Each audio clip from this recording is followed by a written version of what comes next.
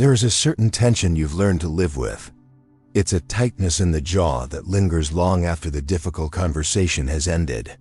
A subtle clenching in the shoulders, a kind of permanent brace for an impact that never seems to fully arrive. This isn't the sharp, sudden ache of an injury. It is a low, chronic hum of strain. The physical residue of a relentless mental effort, the constant, unending task of holding it all together, that you have become the chief architect of your own life, the project manager of your existence. Your mind is a flurry of calendars to do, lists and contingency plans for futures that may never happen. Each day is a delicate act of balancing expectations, yours and everyone else's. We are taught that this is the responsible way to navigate the world, to steer the ship, to manage the outcome, to leave as little as possible to chance. We are praised for our foresight, for our ability to anticipate problems and engineer solutions. It's the engine of our productivity, the very signature of our ambition. But underneath the accomplishments and even the successes, there's a profound weariness, a fatigue that seeps not just into your bones, but into your spirit. It is the exhaustion that comes from trying to force the river into a straight line. You try to schedule spontaneity. You try to strong-arm your own mind into a state of peace, treating relaxation as just another item to be checked off the list. You grip the steering wheel of your life with white-knuckled intensity, convinced that this fierce effort is the only thing preventing you from spinning out of control. And yet, you can feel it, can't you? That quiet, haunting suspicion that the very act of gripping so hard is the source of the shakiness. That the struggle to keep everything from falling apart is precisely what is tearing you apart. What if the fight isn't the solution? What if the fight is the cage itself? That question, the one that suspects the struggle itself is the cage, can feel deeply unsettling. Because if we are not in control, what are we? If we let go of the wheel, who is steering? Our entire sense of identity is often wrapped up in our ability to direct, to manage, to impose our will upon the chaos of the world. The alternative feels like failure, like a dangerous surrender. We have been so thoroughly conditioned to believe our effort is our greatest asset that the thought of releasing it feels like giving up entirely. It is this very paradox that the philosopher Alan Watts spent his life exploring. He wasn't a guru, offering a new system to follow. That would only be another form of control, another list of rules for the tired mind to enforce. Instead, he acted as a kind of philosophical interpreter. He looked at the anxious, overthinking, and perpetually restless Western mind, and saw that it was caught in a fundamental misunderstanding of how life actually works. He saw us trying to swim upstream, exhausting ourselves, and then wondering why we felt so profoundly tired. In the ancient wisdom of Taoism, Watts found a language for this predicament. He introduced a principle with a strange and beautiful name, Wu Wei. A direct translation might be non-action or non-forcing, but this fails to capture its fluid brilliance. Wu Wei does not mean to sit back and do nothing. It is not about passivity or lazy resignation. It points toward a more intelligent and effective kind of action. He would often use the analogy of a boat. You can try to row a boat against the current.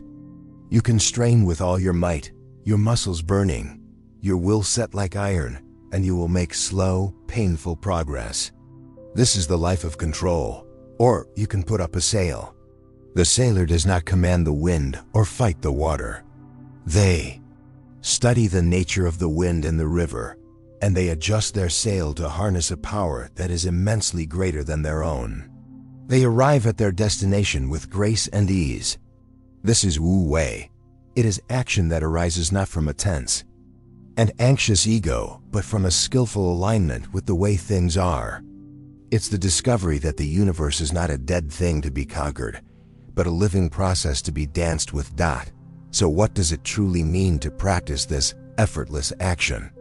The first thing we must understand is that our fear of letting go is based on a profound illusion. The illusion is that you are the one holding the universe together, that your constant anxious effort is the dam holding back a flood of chaos.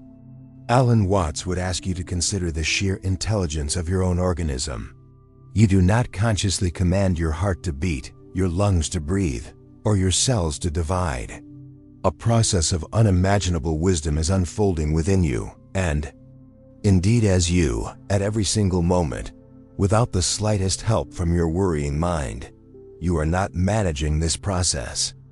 You are this process. The feeling of control is an overlay, a kind of mental static imposed upon a reality that is already functioning with perfect, flowing integrity. To practice Wu Wei is to first get out of your own way. Think of trying to hold water in your hand. If you clench your fist, it slips through your fingers. But if you cup your hand gently, you can hold it. Your life, your mind, your relationships, they are like this water. The more you try to manage and secure them through force, the more they elude you. The release is not an act of carelessness. It is an act of supreme intelligence, a recognition that the gentle, cupped hand is infinitely more effective than the tense, clenched fist. This brings us to the nature of action itself.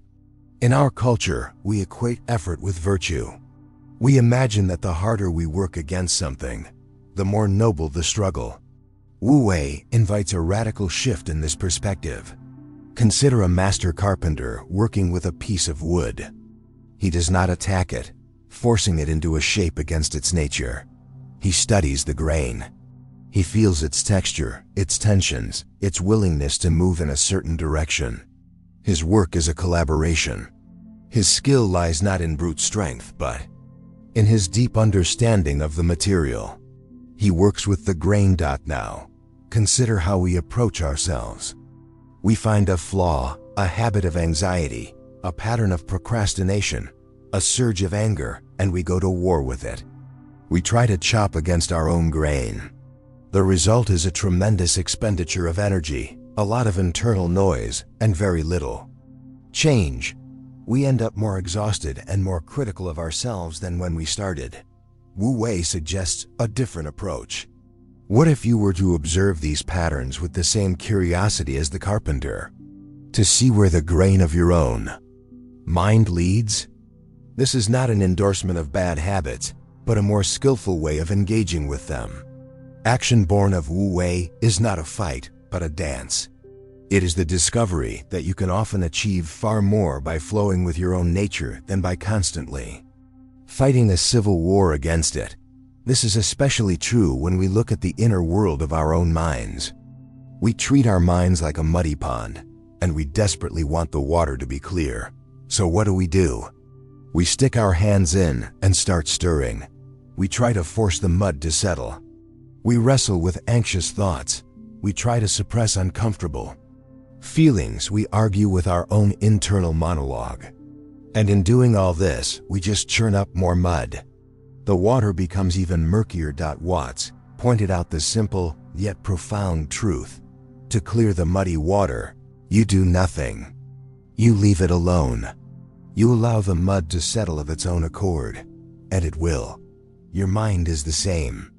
The desperate search for peace of an anxious mind is precisely what makes peace impossible. You cannot try to be relaxed. The effort itself is the antithesis of relaxation. Wu Wei, applied to the mind, is the radical act of ceasing hostilities. It is allowing the thoughts and feelings to be present without grabbing onto them, without fighting them, without demanding they be different. You realize you are not the mud, nor the water, but the quiet container in which it all settles. The clarity was there all along, underneath the struggle. This struggle is often a struggle with time. Our fatigue comes from living in a future that does not exist. We are constantly leaning forward, mentally rehearsing, planning, and worrying about the next moment, the next day, the next year. We live, as Watts would say, in the realm of abstraction. We are like someone who has been given a menu and tries to eat the menu instead of the meal. The description of the future becomes more important than the reality of the present. Wu Wei is the gentle calling back to the present moment. It is the realization that life is only ever happening now. Think of a musician playing a beautiful piece of music. The point of the music is not to get to the final note. If it were, the fastest musicians would be the best. The point is the melody as it unfolds. Each note has meaning only in its relationship to the one before and the one after. The beauty is in the flow. Wu Wei is learning to listen to the music of your own life. It's to stop trying to rush to the finale and instead become fully present with the note that is playing right now. It is to trust that if you take care of the present moment, the future will take care of itself. Because the future is only ever born out of a succession of present moments. This is not a new task to add to your to-do list. It is not a technique to be perfected. It is a subtraction, not an addition. It is the slow, courageous discovery of what happens when you stop. When you stop forcing, stop managing, stop resisting. It is the feeling of a breath you didn't realize you were holding. It is the creative solution that appears not when you are staring at the problem, but when you are on a walk in the woods. It is the perfect words that emerge in a conversation when you stop rehearsing and simply listen. It is the deep, abiding trust that the same intelligence that grows the trees and moves the tides is the very same intelligence that is living you. And that you can, perhaps for the first time, allow it to do so. So the path out of the prison of control is not a new, more complicated map. It is the stunning realization that the cell door was never locked to begin with. The work is not to build a better strategy for forcing the world to behave, but to finally dissolve the illusion that you were ever separate from it. You are not a lonely pilot in a cockpit, desperately trying to steer a machine through a hostile environment. You are a wave in the ocean. The wave's motion is the ocean's motion. Your life is not something you are living, but something the universe is living through you. This is the great release. This is the permission you may have been waiting for your entire life. The permission to lay down the heavy burden of being the manager of everything. Permission to not have all the answers. Permission to be uncertain, to be vulnerable, to be open to the unfolding of a story that is far grander and more intelligent than your plans for it. Permission to stop fighting a war against the present moment.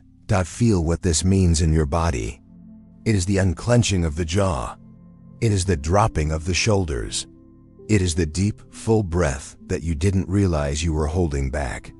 The fatigue of control is the energy you spend resisting the flow. The peace of Wu Wei is the energy you reclaim when you stop resisting. It is not something you must acquire or achieve. It is your natural state. It is the quiet hum of your own being when the noise of anxious effort finally subsides.